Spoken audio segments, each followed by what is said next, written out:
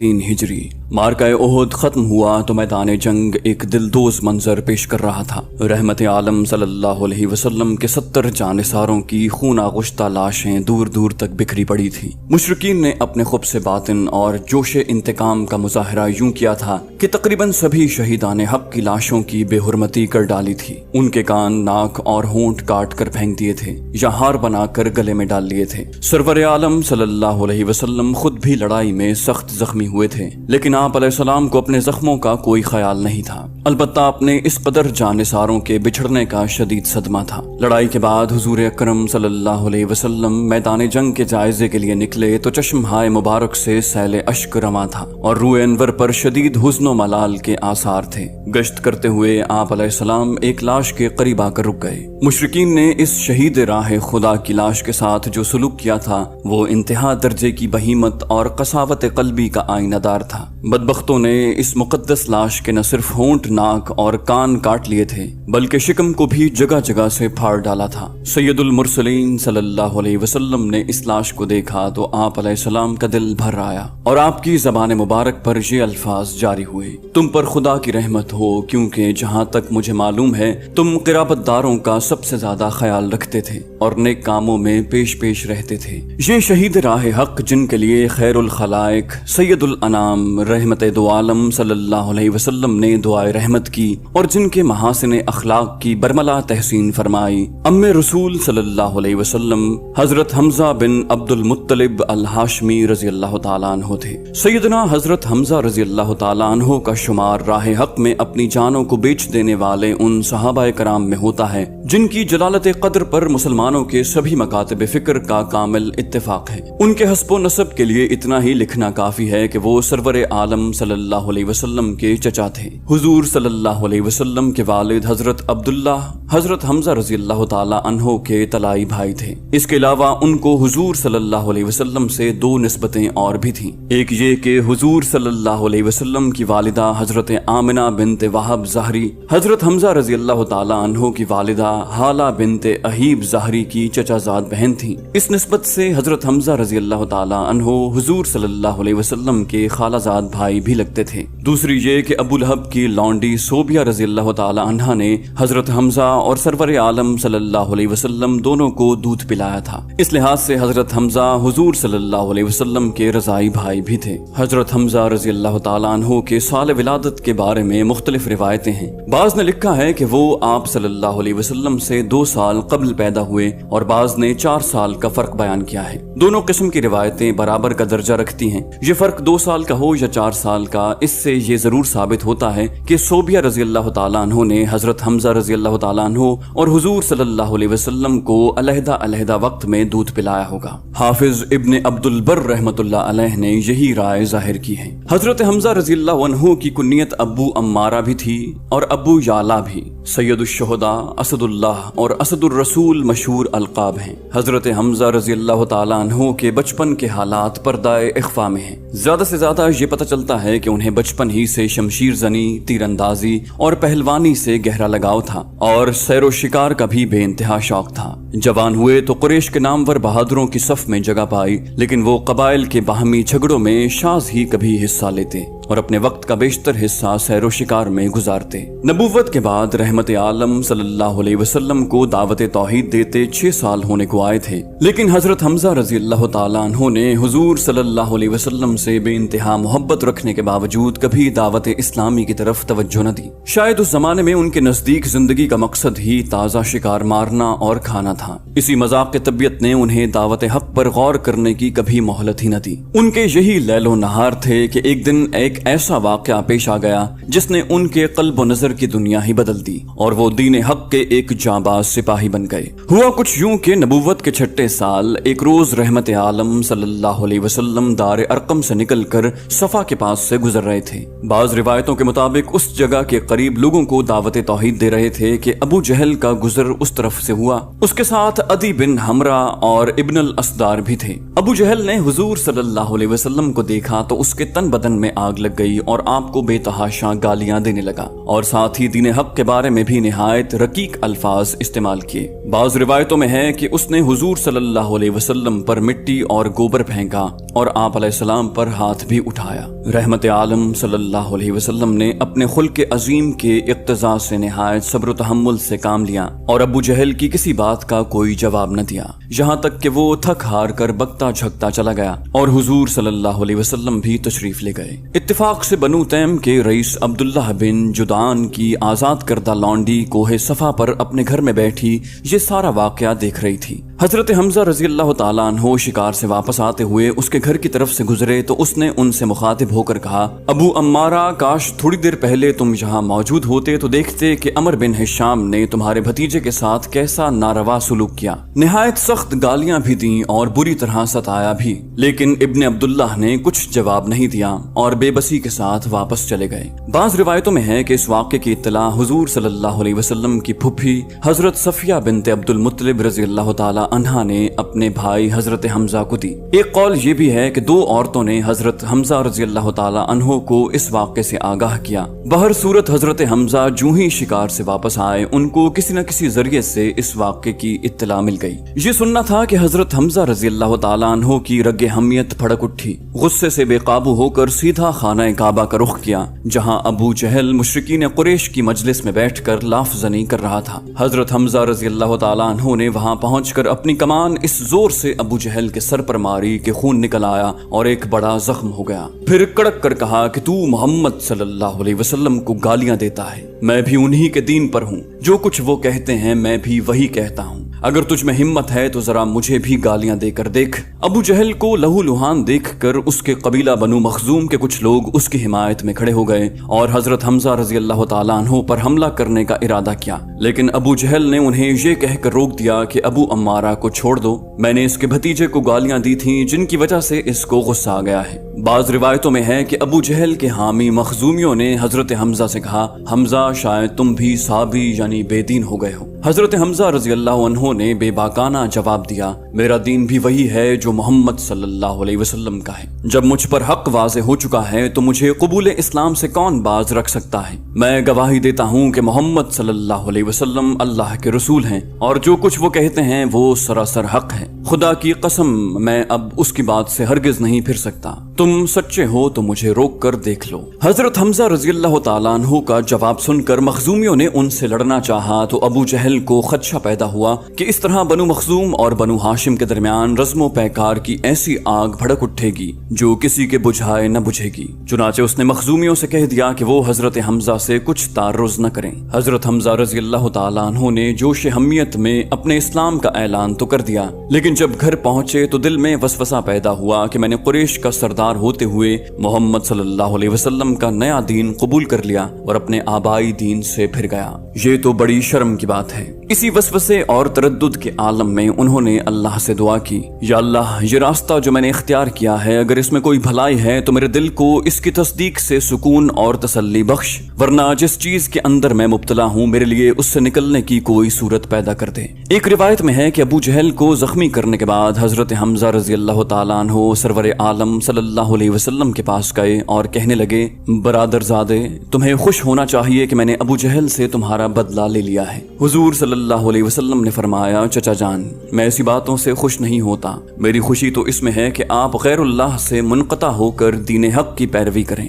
حضور صلی اللہ علیہ وسلم کی اس دعوت حق کے بعد وہ سخت ذہنی الجھن میں مبتلا ہو گئے اور اسی حالت میں انہوں نے اس الجھن سے نجات پانے کی دعا کی۔ رات اسی شش و پنج میں گزر گئی۔ صبح ہوئی تو وہ رحمت عالم صلی اللہ علیہ وسلم کی خدمت میں حاضر ہوئے اور اپنی ذہنی الجھن کا حال بیان کیا۔ حضور صلی اللہ علیہ وسلم نے ان کو نہایت بلیغ پیرائے میں اسلام کی حقانیت سمجھائی، اللہ کا خوف دلایا اور قبول حق کے صلے میں جنت کی بشارت دی۔ حضور صلی اللہ علیہ وسلم کے ارشادات سن کر حضرت حمزہ کا دل یقین اور ایمان کے نور سے معمور ہو گیا اور وہ پکار اٹھے، میں اس بات کی گواہی دیتا ہوں کہ آپ صادق ہیں، آپ اپنے دین کا خوب اظہار کیجیے، واللہ مجھے یہ بات بالکل پسند نہیں کہ میرے اوپر آسمان سایہ فگن ہو اور میں اپنے پہلے دین پر قائم رہوں۔ قبول اسلام کے بعد حضرت حمزہ رضی اللہ تعالیٰ عنہ کا بیشتر وقت دار ارقم میں سرور عالم صلی اللہ علیہ وسلم کی خدمت میں گزرنے لگا۔ ایک دن چند دوسرے صحابہ کرام کرام کے ساتھ وہیں بارگاہ نبوی میں حاضر تھے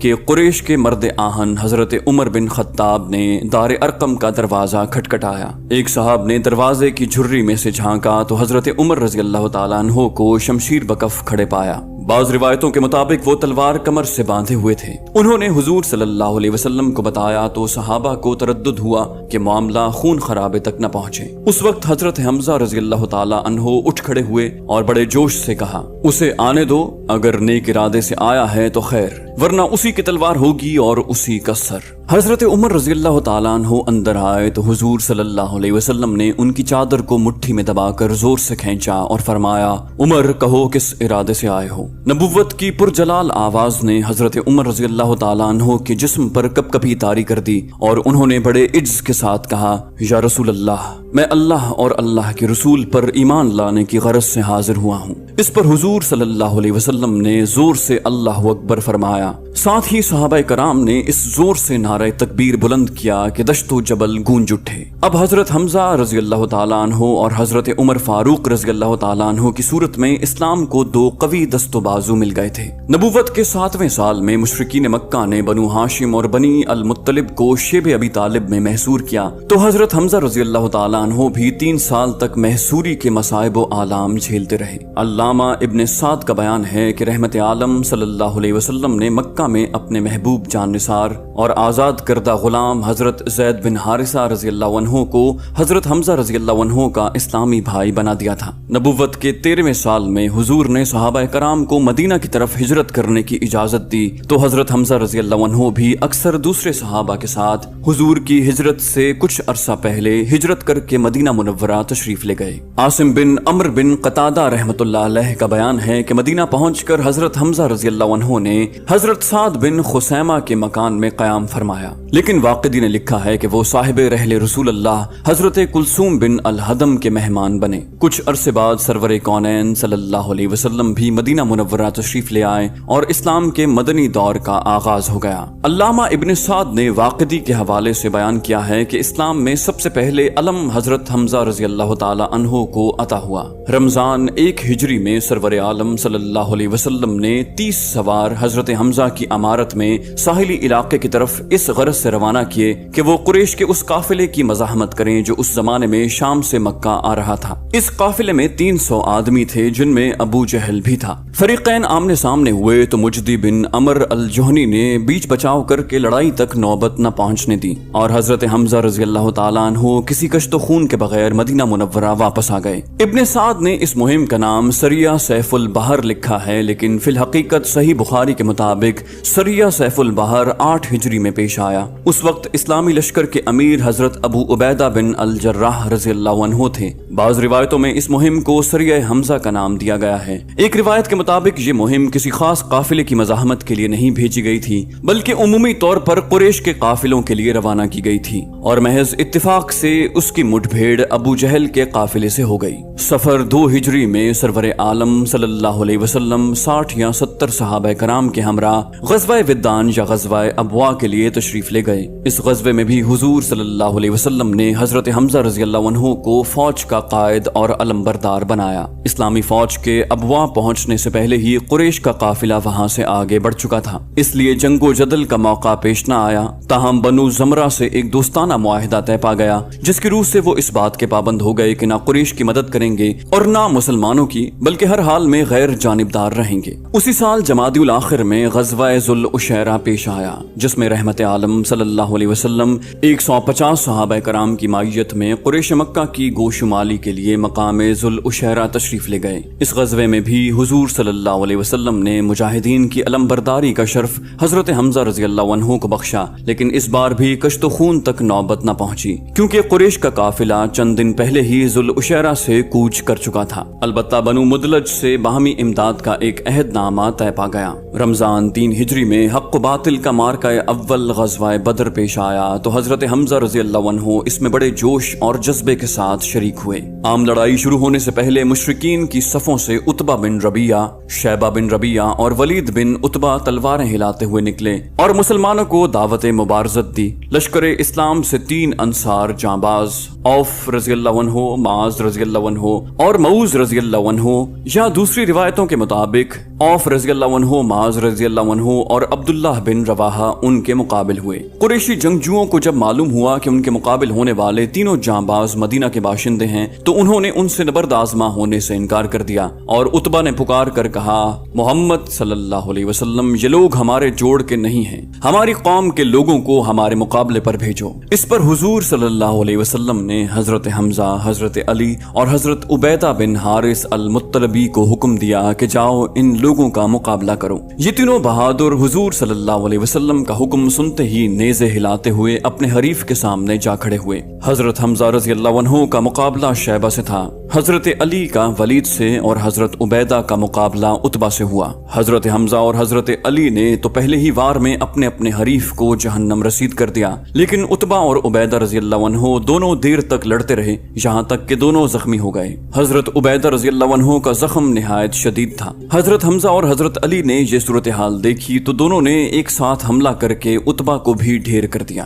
بعض روایتوں میں ہے کہ حضرت حمزہ کا مقابلہ عتبہ سے ہوا تھا، حضرت علی کا شیبہ سے اور حضرت عبیدہ رضی اللہ عنہ کا ولید سے۔ حضرت حمزہ اور حضرت علی تو عتبہ اور شیبہ پر بہت جلد غالب آ گئے، لیکن نوجوان ولید نے بوڑھے عبیدہ رضی اللہ عنہ کو سخت زخمی کر دیا۔ اس پر حضرت حمزہ رضی اللہ عنہ اور حضرت علی رضی اللہ عنہ آگے بڑھے اور آنن فانن ولید کو خاک و خون میں لوٹا دیا۔ عتبہ، شیبہ اور ولید کو ہلاک ہوتے دیکھ کر قریش کے ایک نامور جنگجو تیمہ بن عدی کو سخت جوش آیا اور وہ ہنکارتا ہوا میدان جنگ میں اترا۔ حضرت حمزہ رضی اللہ عنہ فوراً اس کی طرف بڑھے اور ایک ہی وار میں اس کو جہنم واصل کر دیا۔ اب مشرکین نے مشتعل ہو کر عام حلہ بول دیا۔ مسلمانوں کی تعداد کفار کی تعداد کی 1/3 سے بھی کم تھی، لیکن انہوں نے اس پامردی اور شجاعت کے ساتھ مقابلہ کیا کہ کفار کا منہ پھر گیا۔ حضرت حمزہ رضی اللہ عنہ اس شان سے لڑے تھے کہ دونوں ہاتھوں سے تلوار چلا رہے تھے، جدھر جھک پڑتے تھے کفار کی صفیں الٹ جاتی۔ اس دن ان کے ہاتھ سے بہت سے مشرکین ہلاک یا زخمی ہوئے۔ ان میں بنو مخزوم کا ایک جنگجو اسود بن عبد الاسد بن ہلال بھی تھا۔ یہ شخص نہایت کریہ المنظر تھا۔ وہ میدان جنگ میں آیا تو بآواز بلند قسم کھا کر کہا کہ آج میں مسلمانوں کے حوض کا پانی ضرور پیوں گا اور اسے خراب کر ڈالوں گا۔ حضرت حمزہ رضی اللہ عنہ اس کی ڈینگ سن کر غصے سے بے تاب ہو گئے اور شیر کی طرح اس پر جھپٹے۔ ان کے پہلے ہی وار سے اسود کی ایک ٹانگ کٹ گئی اور وہ زمین پر گر پڑا، لیکن ہمت کر کے پھر اٹھا اور گھسٹتا ہوا مسلمانوں کے حوض تک جا پہنچا۔ حضرت حمزہ رضی اللہ عنہ بھی اس کے پیچھے پیچھے تھے۔ اسود نے حوض میں چھلانگ لگا دی، لیکن حضرت حمزہ رضی اللہ عنہ نے اس کو حوض میں ہی قتل کر دیا۔ مسلمانوں نے چند سات کی لڑائی کے بعد کفار کو شکست فاش دی۔ 70 مشرکین میدان جنگ میں کام آئے۔ ان میں عتبہ، شیبہ، ولید، ابو جہل، نصر بن الحارث اور کئی دوسرے رؤسائے قریش بھی شامل تھے۔ تقریباً اتنے ہی مشرکین کو مسلمانوں نے قیدی بنا لیا۔ ایک روایت میں ہے کہ حضرت حمزہ رضی اللہ عنہ نے اسود بن عامر کو قیدی بنایا،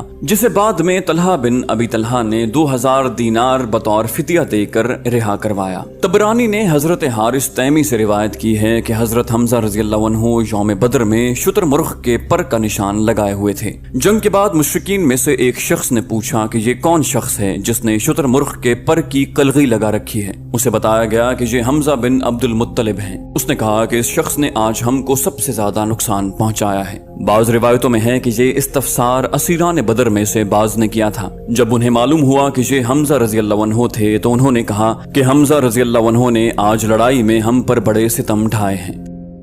دوستو، ہم نے صحابہ سیریز کے نام سے یہ ایک نیا سلسلہ شروع کیا ہے جن میں صحابہ کے حالات زندگی اور ان کے کارنامے مختصر اقساط میں پیش کیے جائیں گے۔ ہماری کوشش ہوگی کہ آپ کو ان صحابہ رسول صلی اللہ علیہ وسلم سے آگاہ کیا جائے جن کے نام اب زبان زد عام نہیں رہے۔ امید کرتے ہیں آپ کو ہماری یہ سیریز پسند آئے گی۔ جانے سے پہلے اس ویڈیو کو لائک اور شیئر کرنا مت بھولیے، اور اگر ابھی تک آپ ہمارے چینل کے سبسکرائبر نہیں ہیں تو اسے سبسکرائب کیجیے اور کامنٹ سیکشن میں اپنی رائے کا اظہار ضرور کیجیے۔ آپ سے اگلی ویڈیو میں ملاقات ہوگی، تب تک کے لیے اللہ حافظ۔